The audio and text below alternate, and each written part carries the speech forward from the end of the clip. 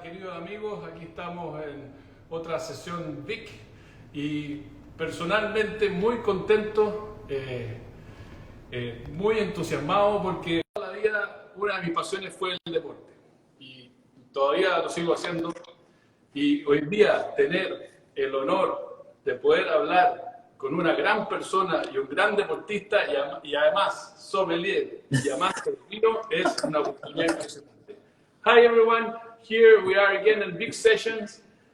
I have today, I'm really happy because I have a big opportunity, an honor to talk with a great person, sommelier, a sportsman, and fantastic person. How are you, Will? Chris! Will Blackmon. ¿Cómo está? Muy bien. Muy bien. We were waiting for this moment, and personally, as for me, this is really something really important to be with you today. Thank you for your time with you. This is man. fantastic. We've been talking for months, like just going back and forth. So yeah, finally, I'm glad we got this ready to go. Yes. Well, you know, normally before to start the tasting for the Chilean audience and for the Brazilian audience, let me make you a question just to make them know more about you. Probably, I have friends from England, Brad, Wine Time London. He is fanatic from NFL, and we were talking yesterday, and he was, very happy that we will be talking today. So, Will, I know that in the football, in the position that you play, you have to take very fast decisions. You're very important because you have no question. seconds to take important decisions. Tell us about that, and then please tell us how you get in the wine and in this beautiful thing, which is wine that makes everybody get together. No, we have to make split-second decisions, just like you. Do I put it in this or do I put it in that, or the wine is bad? Yeah, so I played 12 years professional American football in the NFL. It was my dream. I had a great time doing it. Now I got into the wine business. I was super passionate, and what made me passionate about wine is I love the history. I love the culture. I love the stories. I love everything about it. I love that one glass can take you to another country. I love that so much about it. And I love the people. I love meeting people. Obviously, making these kind of connections. That's what makes wine really exciting for me. And now I have my own concierge company called the Wine MVP. And that's where we do anything from buying to cellar inventory to tastings to trips. Doesn't matter. So, yeah, all that. So that's why this is exciting. Wow. Well, I know that. First of all, what's in your glass? I have big. I always big. I have this one, big. Okay, yeah, okay. But we will start with that one. We will start with Pillacala, but I always have big in my glass. Okay. I always start like that. Okay. You know that I've been reading, and I know that your friends, your colleagues, they call you to ask you, give me a recommendation. They ask you for about tips about football and now about which wine they have to drink. I know, right? It's like which guy? Now it's which wine, So it's like, man, I don't. It's cool though. It's fun because I get to teach them. I get to help them. And it's cool because the more I teach, the more I learn at the same time too, So it's super cool. It's fun to see the different guys and who are into wine, who loves wine. Obviously, everybody knows the basketball, NBA, they're taking over wine. But the football players are coming along too. And by the way, you play basketball, don't you? Yes. Well, I used to play basketball, but that was some few years ago. Because how tall are you? 6'5" or something like that. Yeah, dude. Exactly. So I was base. I was not just behind the basket. But yes, I used to play, and I love it. But you know what was my first experience in football? I have family in US, and the first time that I went there, I went to watch a game with my cousin that was in Wisconsin, Minnesota. And the second one was 2 years ago, and I went to Dallas, and I saw a game. I watched a game of the Dallas Cowboys with Cardinals, the Arizona Cardinals, in the A&T, that big TV, right? Wow, yes, AT&T Stadium. There was 80,000 people. The stadium was full. Something fantastic. I will never see the big forget about screen? that. What's that? The big screen above. You seen that? Wow. That thing is massive. It's amazing. It's a screen that I never saw something like that before. Hey, you sit down and you don't even look at the field. You just watch the screen the whole time. Yes, it's true. It's true. I was very in the first. I was invited, but I was in the first. Where are the first seats? Yeah. And I have the screen here, and it was really unbelievable. 80,000 people, food, beer, and have fun. Wine. Everybody was, very happy. Something amazing. That's so cool. Yeah. So talk to me. What's the deal? Yeah. Sorry? I said, how have you been? Well, this day has been crazy. Very beautiful day like today, and the vines are growing really fast. But this year we have normal rain, so I think will be a good year. The season is going really fast. And in terms of the COVID and all that, well, still some people locked down, some areas. They are not locked down, so we're a little bit playing with that. It's not the best moment in the country. So are you opening and closing sometimes? Well, we are, yes. I mean, areas, sometimes they get locked down, sometimes they get free, sometimes they go back to lockdown. It's changing. Today the hotel is open, so we are receiving people from Chile. Still the border is closed because of the pandemic, but today we are open for the Chilean people. But 1 month ago, September, we were closed. So we have been returning to the normal time. Let's say it will never be again. But well, let's see. Very nice. Yeah. So I know that you are very passionate. I know that you go into the story of each wine and the country. So let me tell you about this terroir. No, tell me all about it. I must know. I know one thing. You guys are kind of near Santiago, right? And then you're closer to the ocean, right? The Pacific, correct? Yes. We are like 30 miles from the Pacific. So we have a beautiful influence of the wind that comes from the Pacific Ocean. Yeah. And that refreshes some part of the property. Our property has 4,300 hectares, and we have 6 valleys in the property. And 3 of them, they get directly this wind and makes the valley really, really fresh. Because it's narrow, right? It's narrow with the Andes mountain, right? So the wind just goes right through, yeah? Yes, I mean, Chile is a very narrow country. In fact, normally from the coast to the Andes, to the limit, on the top of the Andes, we have 150 kilometers, so that it's around 110 miles. It's not that, it's really very narrow. So the influence of the ocean is really important. And also the influence of the Andes during the night is really important because the wind turns to the other side and blows from the Andes to the continent during the night. So that helps to have very cold night.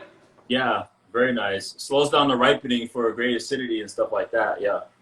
Well, that's the point. You got it. You know that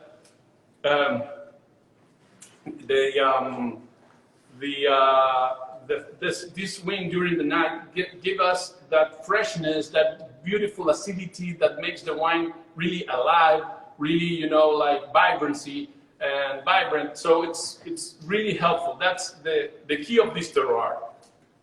Very cool. Yeah, so you know that when I started here in 2006, when I met the family, I came here and there was nothing, just the property. And but I saw them, Alex Vick and Karen Vick, so enthusiastic, so like, wow, they have everything clear about what they want. And then to see the property with all these characteristics, like 6 different valleys, different altitude, the wind coming in, different type of soil. So that means a lot of complexity. I start with them. Now we have a beautiful team here, and working for quality and working in a holistic way. Yeah. So what's the so you came from France, right? That's where you used to work. You used to work in winery in France, correct? Well, before to start here, I worked in France 4 times: Chateau Margaux, Chateau Yes. de Ville-Poifferet, Chateau Le Croc, and Chateau Berliquet in Saint-Emilion. Right, and left. Yes. So tell me the difference from working in the vineyards in France and the difference of working in the vineyards in Chile. Well, normally in here, the density in terms of the quantity of plants that we have, it's lower than in France. In Chile in general, it's like 4,000, 5,000 plants per hectare. We planted it more like in France with 10,000 plants per hectare in order to have less yields per vine. Okay. So that way we can concentrate more the flavor, the structure. I'm not looking like muscle wines. I'm looking very good structured wine, and I want everybody to drink the whole bottle. So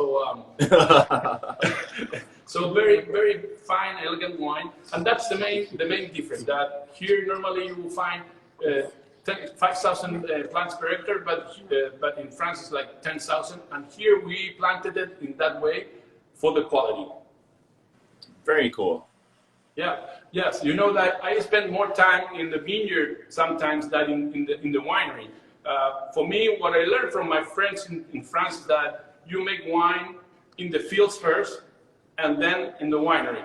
So since the prune, I'm involved in the whole process. In order to take the decisions, and that's why that question about to take those quick decisions, because sometimes nature.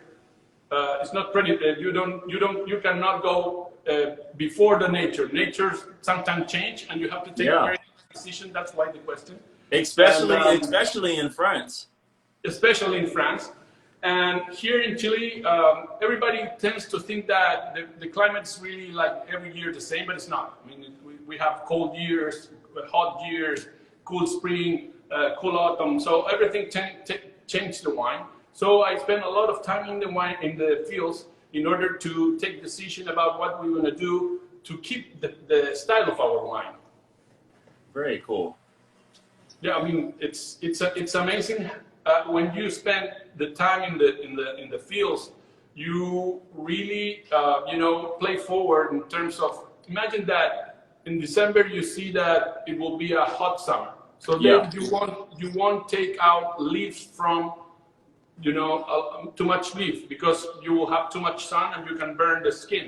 So all that kind of decisions will help you for the final result.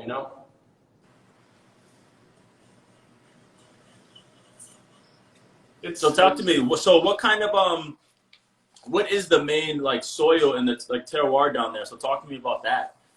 Well, we have these 6 valleys, and we have more than 32 different type of soils.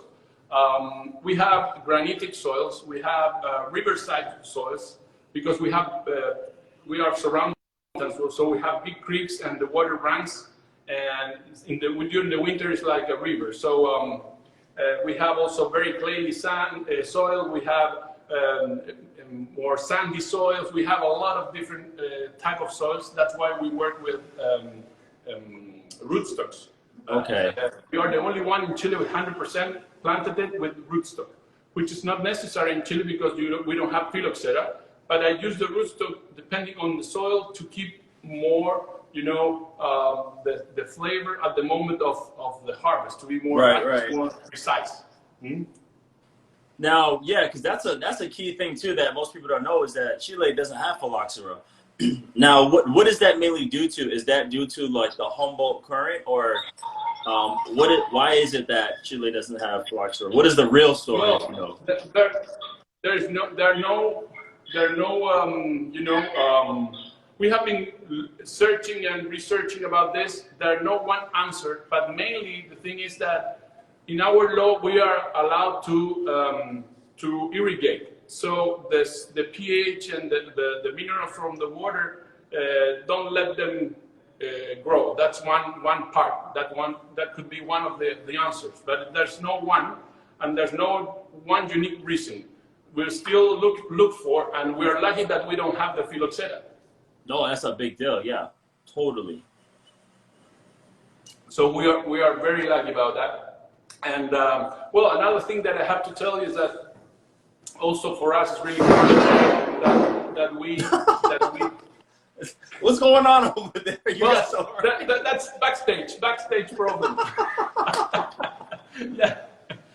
But everybody, it's okay. Don't worry. No worries. So what I was saying is that sometimes happens, right? I know. Hey, listen, you gotta make split-second decisions. Come on, Chris. Yeah. I have to take it very quick. Get back on it, Chris. No, I forget what I was saying, so I will check. No, it was about phylloxera. Yeah, no. There's no one answer for that. Probably it's about the water that we use to irrigate that come from the Andes, the minerality of that, the pH finally. And well, we are lucky to don't have it. And one thing which is important for us in terms of the rootstock is that in every block we have, imagine that we have 330 and 23 acres, and we have more than 360 blocks. So very small blocks dependent on the soil, just to keep the vines in balance. For me, you have to have the vines in balance, grapes in balance, and then you have a wine in balance. So everything is connected. Very cool. So what do we start with? You said the Millahue first. Okay. This one here. Well, Milla means gold. Cala is the translation of VIK to the Spanish. This area, it's called Millahue. Milla means gold, way, place. The native people that they used to live here, they are Mapuches. They call it this way because it was rich in natural resources. There was a big lake full of fish. There was mastodons. They used to hunt mastodons. They have fruit. They have everything. So that's why they call it the golden place. Yeah. And that's why the name of this wine. No, it smells incredible. Yeah. So well, the idea with Milla Cala, that the blend is based on Cabernet Sauvignon. It says 67% Cabernet Sauvignon. This is Milla Cala 2016, the one that we are tasting now. 17% Carmener, 11% Merlot, 4% Cabernet Franc, and 1% Syrah. We have 5 varieties in the property, these 5 varieties, and this one, Milla Cala and VIK, are mainly Cabernet Sauvignon.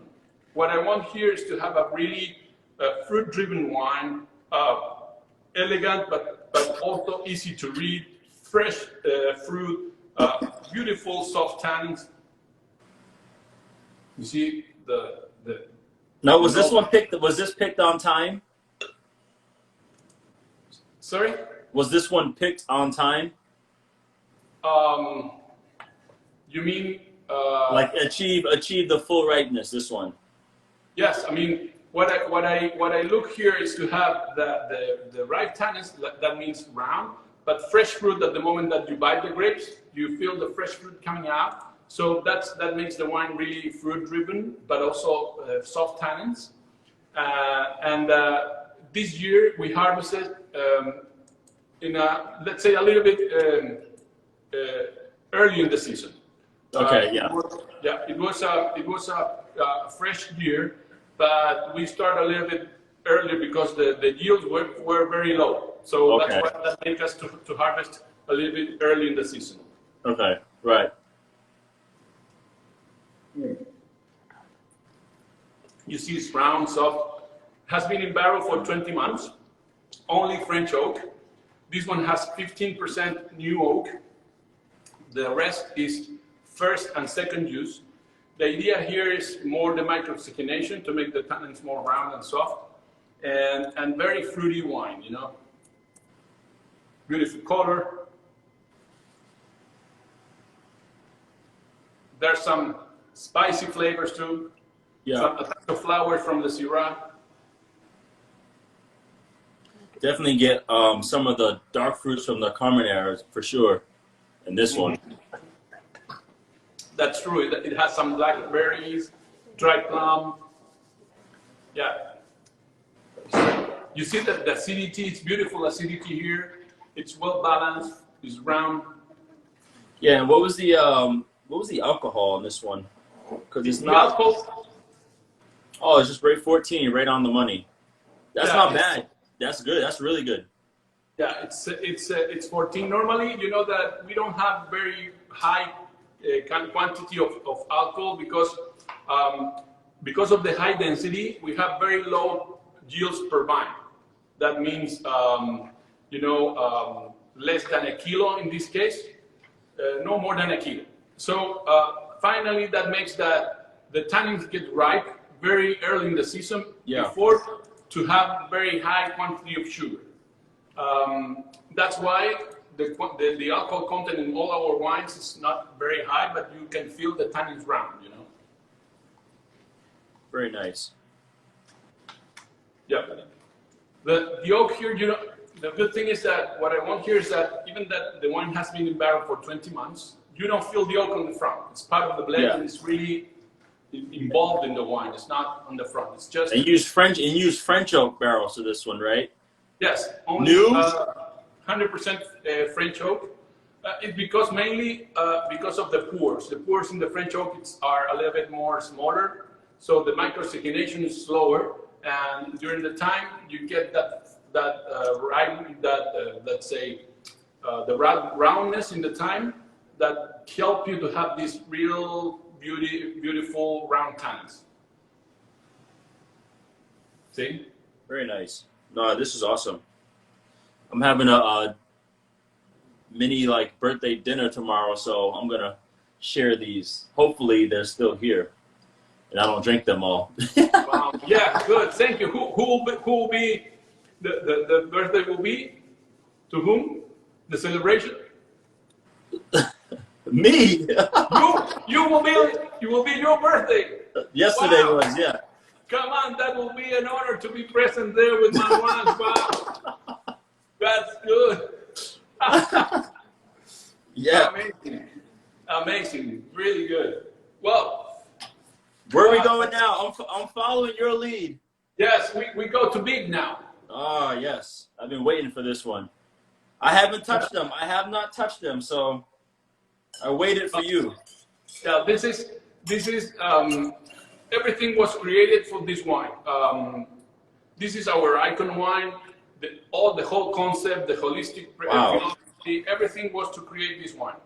Since the beginning, at the beginning we had only this wine. Since 2009, we have been producing this one, and we started with Millahue in 2011. And the same thing with La Pubelle.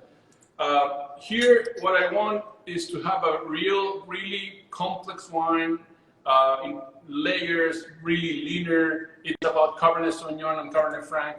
But I also want everybody to drink the bottle, you know, soft tannins, vibrancy. And let's say, I like to say, this is a book. I know that. Yeah. The book for me means that every glass is a chapter and every sip is a page. It's a wine that tells you a story, you know, like first glass you feel this and that, and next glass you have another story, another mouthfeel, another fruit in the nose. You know, complexity for me means more different flavors, not difficult or easy to drink. Complexity is more about, you know, like layers of flavor. Right. Like you taste it one time, you get this. You taste it another time, you get this. And it just keeps unfolding, like chapters in a book. That's the point. Exactly. That's the point. That's why I like to say this is a really easy to read wine because it's on a story. It changes in every glass. You can feel the layers of the tannins, and in every glass tell you something different. So I agree with you. Dude, Chris, this is like so elegant. It's almost like it's like a representation of the architecture at VIK. It's like it's totally beautiful of the structure of the architecture of the building. When I smell the glass, that's what it reminds me of. Wow. Everything is just detailed, right? Everything's important. Every little detail. Yes, this is great. Yeah. And this one got a you got a 98 for this one, correct? Yeah. This one get 99 points. Yeah, don't let me shortchange you 1 point. Give you that 99. No, this one, the big net get 99 points, and well, La Cuvée was 98. And Millahue was the 22 of the best 100 in Wine Spectator. Very nice, man. I like this a lot. Thank you, thank you. I am not sharing this one tomorrow. No. I'm gonna have this tonight. Well, that you will keep that one for you. Yes. No, my wife, she will love this one. Yeah. 2013. Oh, that's incredible. This is awesome. Yeah, you know that this year was something really special for me. In terms of that year, I call it the change. I feel that year that we have to keep our blend more Cabernet Sauvignon and Cabernet Franc, and I changed in that way. And this is 67% Cabernet Sauvignon, 17% Cabernet Franc. It has a touch of Carmener and a little bit like 2% of Merlot. The idea was to go with this complexity and a little bit more linear, you know, like you found it in Saint Julien, in Margaux. Really linear wine, beautiful, fresh and vibrant tannins. And that year, I had more Cabernet Sauvignon. I put more Cabernet Sauvignon and Cabernet Franc in the blend. Before that, it used to be 50% Cabernet Sauvignon, 6% Cabernet Franc, and we used Syrah also. But since the 2013, I switched and I go more Cabernet Sauvignon and Cabernet Franc. Okay. Yeah, it was a fresh year, very fresh spring, mild summer, no very high temperatures, and the autumn was also very cold. So it was really good in terms to keep the freshness of the wine. Oh, okay, very good. But it still came out fantastic. Now explain to me the grantanic soil, the decomposed grantanic soil. Like what is? Yeah, what does that do for the wine? Our coastal range. Our property is inserted in the middle of the coastal range. You know, Chile is really narrow, and it has the Andes Mountains on one side, which is the limit with Argentina, and then between the coast and the Andes, we have another coastal range. And normally in the coastal range, you have these granitic soils, and mainly what gives to the wine these soils is minerality. You feel the minerality here is like, you know, like let's say like how can I say it's really kind of you know the matches when you turn on the match.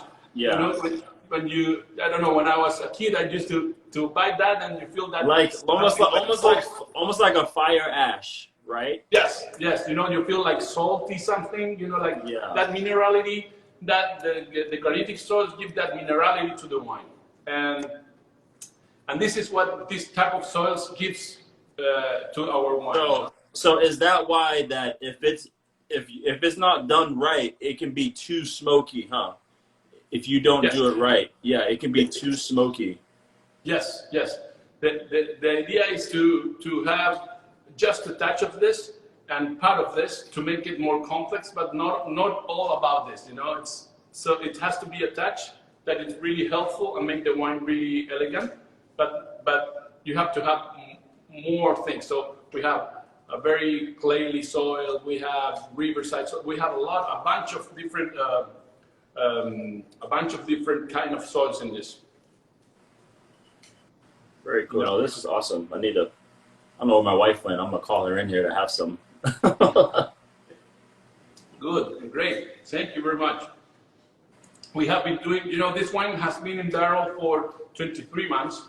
This one is the last one that is 100% French oak, new French oak. And when you describe the wine, the oak is not in the front, it's just part of the blend. Yeah. You see? No, because then, yeah, because at the end, I get just a little bit of espresso, just a little bit of like milk chocolate towards the end, and it keeps going and keeps going and keeps going. Yeah, that's true. It's a touch that you feel it just at the end and makes the wine more complex. And it's also a way to show, because we are relatively young winery. We started in 2006. The first wine was 2009. And I don't have bottles from 1990s or 1980s. I would love to have it. But this is the only way to tell that if this wine support this quantity of oak, 100% new, and it's just a touch at the end, imagine the capacity of this wine to age. Yeah, I can't wait to try this in like 20 years, man. Yeah, yes. It's. I would love to be here at that time to see the progress of the vines. You know, like I've been here since the beginning, since there was nothing, no vines, and imagine this will be amazing. Very cool. All right, I got all your wines here, all over the place. Your wine has taken over my desk. They conquered the desk, huh? Yeah, I know, you should see. I'm not going to show you, but you should see. So now we will change to another story. You know that we have 6 valleys in the property. 3 of them has a beautiful influence of the wind that makes them cool down. But also we have 3 that the temperature is a little bit higher, and that give us another style of wine, a little bit more New World. So the next wine, it's about that. This is La Pubelle, the most beautiful. Pubelle. The most beautiful. So this wine has been really successful because of the wine and the label. The label is a piece of art from a Chilean artist, Gonzalo Cienfuegos. You know, in the future, when everything starts again, you have to come here and visit us. Oh, listen, we are coming. You don't have to convince me. You don't have to tell me. We will be there. Okay. Good. Well, you have to. Once everything starts again, we have to taste the wine here. You know, you will see the experience. You will have the experience. I know that you love the experience of the wine, and here you will see the terroir.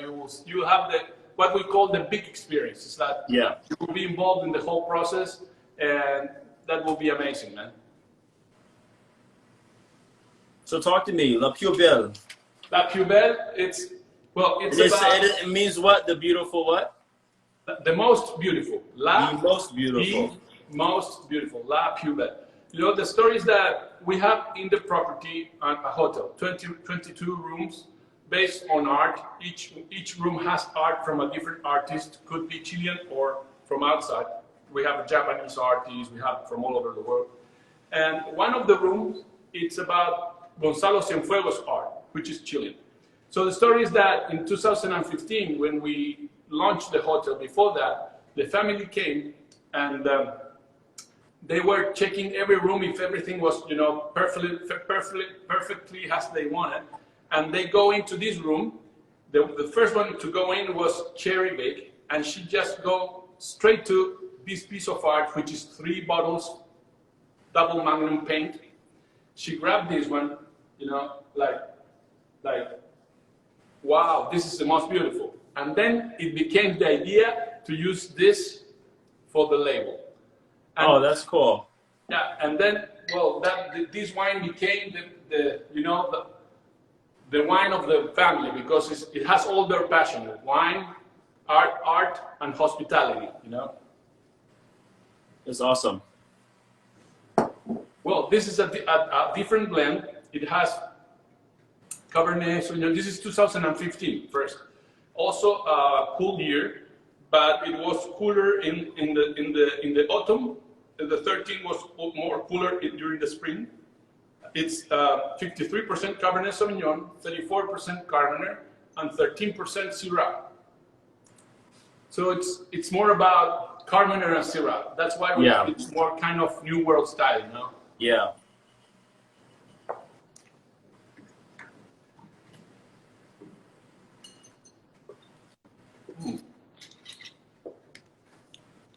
The tannins are really soft, super soft. Like it just is kind of like a just a quick hug, It's not gonna grab me too much, but it's just enough to where you still get the structure, and it goes with the wine in terms of the elegance of how beautiful it is and how soft it is and how relaxing it is. This is cool. This is really, really cool. Thank you. It's you see that the fruit it's a little bit different. It's more kind of you know, imagine the blackberries when they are ripe, but they're still with that acidity, and you bite them and then they explode with fruit. Dry plum. It has a lot of spicy flavors like black pepper, a touch of white pepper too. It has a lot of violet and lavender. Yeah, it's very floral, and that's the elegant part I get with the wine. Now is that from the Cabernet? Yes. The Cabernet, and when you have Syrah and Cabernet, they get like together and they show even more. And you can feel that violet, lavender, those white petals of white roses petal. You know, it's a beautiful wine in that way. It's complex, it's balanced, but it shows another kind of fruit than VIK. It shows another. It's a different wine. They're brothers in terms that both are elegant and they have some things that similar, but they really shows different aspects. You know. No, you've done a fantastic job, man. Thank you. You know that. So what most people don't know is that you, sir, are also a musician. Yeah. Well, you know that I play the drums sometimes when I have time, and I have it here in the winery. So when I wait till everybody goes to go home, and then I play a little bit. I know that the neighbors they know exactly when I play, because they go like, you were playing yesterday. We hope everybody, all the neighborhood heard that, you know. But yes, I used to play a little bit. I'm not a pro, but were you ever in a band? Yes, I love it. I love it. You know. Were you ever in a band? No. Oh well, yes, but when I was younger than now, when I was 17 years old. But the funny thing is that I didn't play the drums. I used to sing, but I sing so bad, so no talk about it. You know, you have to do everything, you know, and like that. When we come down there, then we can make music, because my wife, she sings. Wow. My son plays guitar. So we can make a band when we go out there to Chile. Well, that's the deal. We will.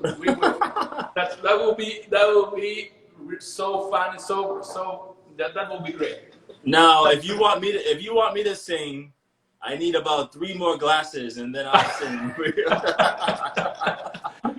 Well, here we have a lot of bottles, so no worries. We have wine for that. Very nice. You know, yeah, but now it's part of, you know, for during the vintage, it's a good way to release all the stress with the drum. So, you know, very nice. Yeah, you know, we let me tell you that we harvest during the night here, but really here during the night we start at 1 a.m. and we finish 7 a.m., 7:30 a.m. Because during the night here, the temperature is really low. It's like 10 degrees Celsius. That's 50 So Fahrenheit. it could damage or get too cold, yeah?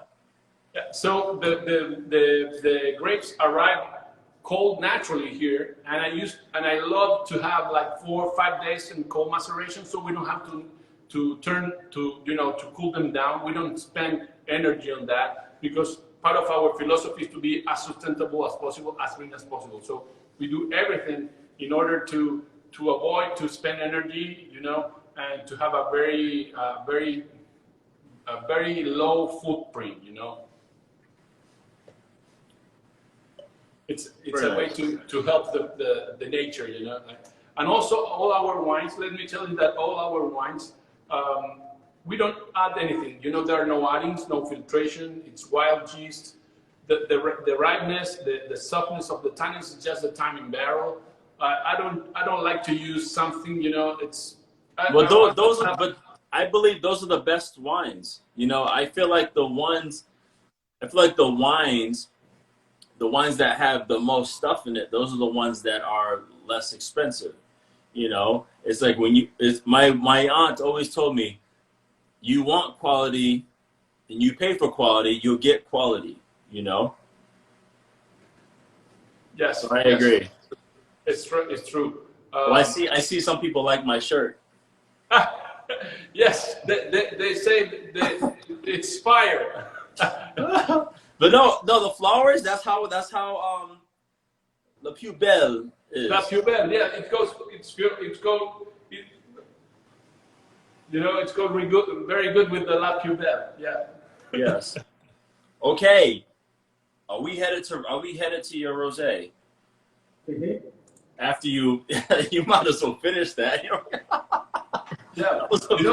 I like to go in the other way. Normally, everybody start with the rosé and they go with the reds. Yeah. Why is that? Now you will see. I always goes in another way. This is the same. This is the main wine. Normally, everybody left it to the end for the red, and I put it in the middle. But it's a good way to show the different style between these two. They're more kind of Bordeaux style, and this is more New World style. So you can see really the difference of them. And now if you go with the rosé, you will see that you will appreciate a lot the freshness, the acidity. My wife loves the bottle. She likes great art and great like stuff like that on the bottle. Yeah. Well, this is a piece of art too. This is the artist is Javier Dabuson. He's a Uruguayan Argentinian artist.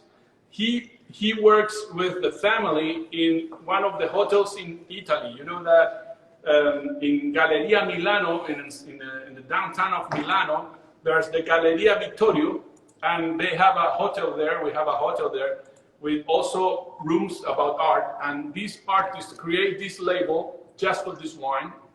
And what he wants to have her timeless. She's pretty in any year. Like there's no time in this. People from the 20s, you recognize them because they used to wear hats, or in the 70s they were like hippies. No, she's timeless. She's pretty old time. That's the idea. This smells like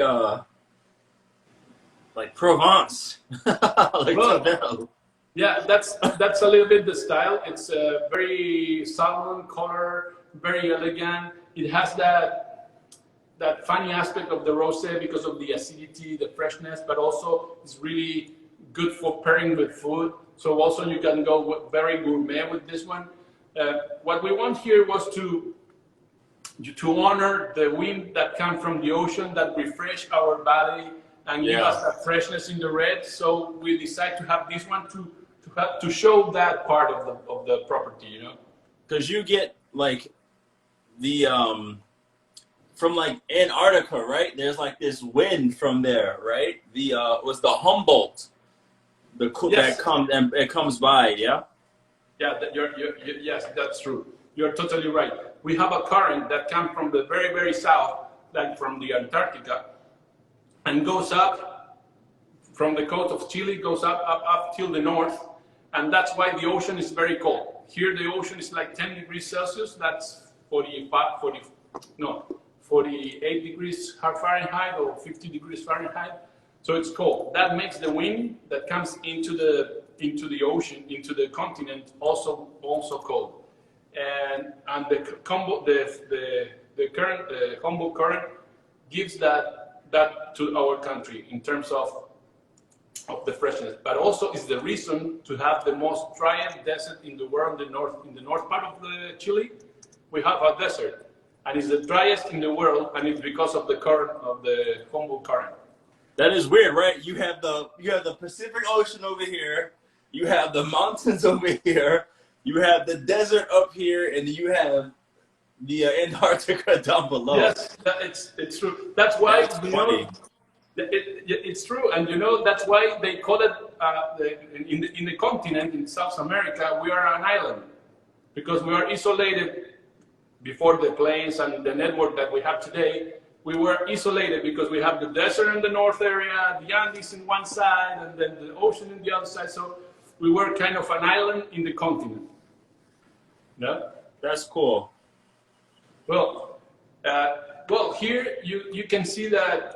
It's amazing how you get, peach flavor, apricot flavor, maracuya flavor, and we are talking about 86% Cabernet Sauvignon. Yeah, that's cool. That's crazy. Yeah. 10% Cabernet Franc and 4% Syrah. This thing is it's like lip smacking. It's luscious. It's juicy. It's for me. I always find a tough time finding rosé because a lot of them. It's good flavor. It's always strawberry, right? It's always cherry, and then it dies down. And I can never really find a rosé that's luscious like that. Like you said, apricot, those kind of flavors that's really there and it stays. Right now, my mouth is still watering, obviously from the acidity, but it's pretty luscious. This is legit. Yes, it's that's why if you taste this first and then you taste the red, you will feel the tannins full of angles.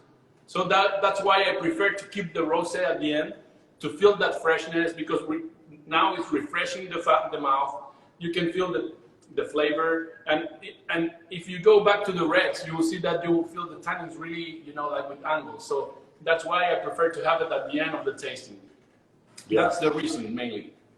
Somebody said I did my homework.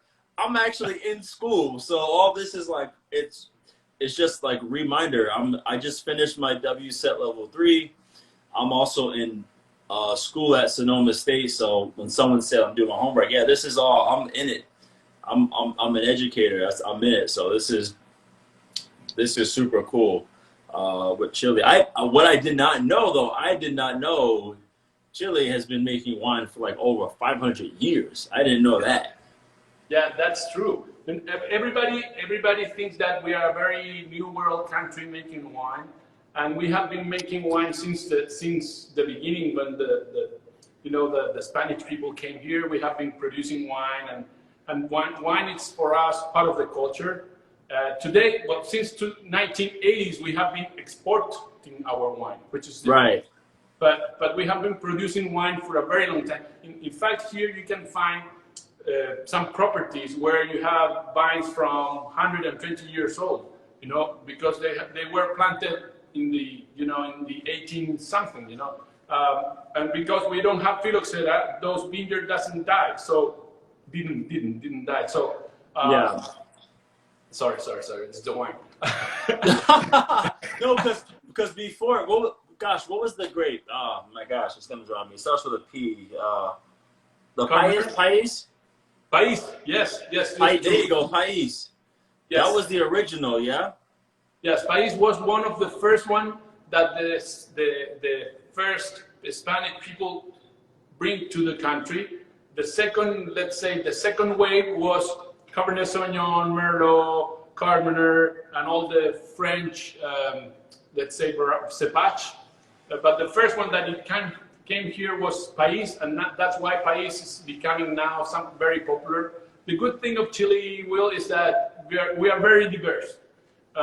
Imagine that we are pioneers here in this DO, the first one making wine here, and you have this quality. And every corner in Chile, you can find amazing wines, different styles, different expression, and it's a really, really diverse country. We have Pais, Cabernet Sauvignon, Sauvignon Blanc, Chardonnay, Pinot Noir, everything in different places and very good quality. Now, I first and foremost, I want to apologize to Chile because I did a live with Laura Catena in Argentina, and we were talking about empanadas, right? And so she said, "Oh yeah, we make empanadas, but we don't put raisins like Chile." And I was like, "Whoa!" I said raisins. I was like, I don't like raisins at all." She said, "Well, be careful because they may put raisins in Chile. They put raisins in empanadas." So I was like, "Well, I need to try it first." So when my family and we come to Chile, I need to try them with the raisin, and maybe it will change my mind. Well, you know what we will do is that when you came here, we will talk with Pablo, our chef, and he will make some Chilean empanadas for you to taste, and you will see the flavor is different, and then you will judge which one is the best. No, I don't want. I will not do that. I will not say which one's the best. I will just say, hey, I like this, and I like this. That's what I'll do. Yes. No, of course. You know that in every country, it's always with your neighbor you have some differences, but we love them. I know that the Argentinians, they love us. Yes, of course. We are South America, and we are showing different aspects of this beautiful continent. And they have an amazing Malbec, we have an amazing Cabernet Sauvignon, and we are brothers. So no worries. Because in Chile, you're so silly. Yeah, in Chile, Cabernet is king, right? That's the main. Yeah, it's true. Because some people think it's commoner, where it's like no, commoner came over because it ripened too late to survive in France, so that's why they brought it over here to Chile with no phylloxera. Very good. This is awesome. No, hey, thank you so much. This is cool. I am super honored and thankful. I cannot wait to bring my family to Chile to hang out with you, man, and have some wine, have some food, play some music, dance, maybe play some basketball. I'll teach you how to throw. I'll teach you how to throw a spiral with a football. This is No, we're gonna plan it. I don't know. I got to talk to my wife and see when she's ready to do that. But I'm ready to go. Well, we will be happy to receive you here. You know that you have friends here. Thanks for your time. I'm really honored to talk with you. Great person, and you are the best. So, Will, thank you very much for this opportunity, and we will see you in the future here. And if you go up there, Well, listen. You have my number, so don't be a stranger. Like, text me, like, say hi, and don't just leave me hanging because now I did the live, and now you leave me. No, don't leave me. No. We'll be in contact. Yes. Yeah. No, I promise. If I go to California, we will have dinner and we will have some wine. No worries. Very cool. Listen, thank you very much for your time. Thank you, Chris. Bye. Thank you. Cheers.